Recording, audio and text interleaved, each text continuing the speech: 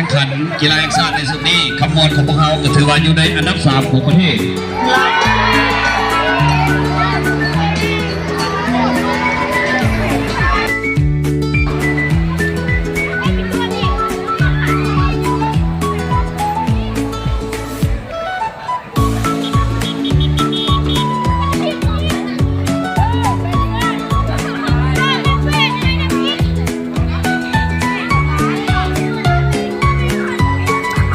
บอดี้ร้ายลูกเล่นธรรมดา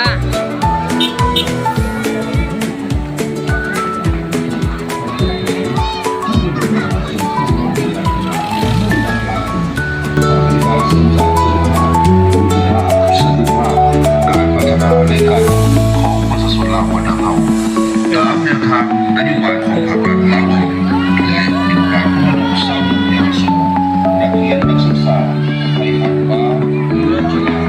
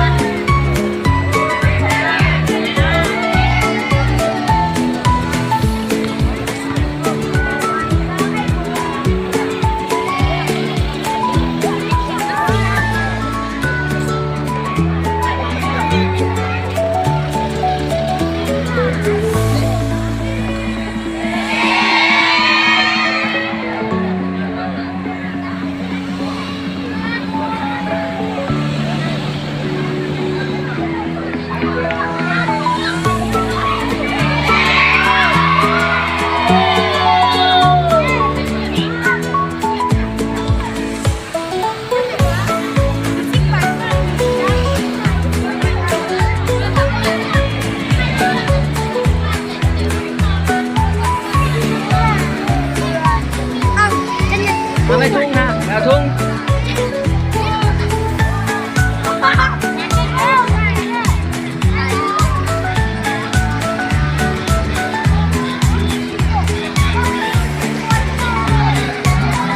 อย่าออกไป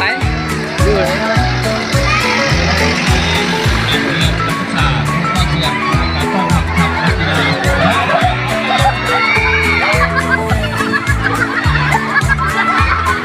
สำหรับการแข่งขันกีฬาแห่งชาติในสุดนี้ขบวนของพวกเขาก็ถือว่าอยู่ในอันดับ3ของประเทศ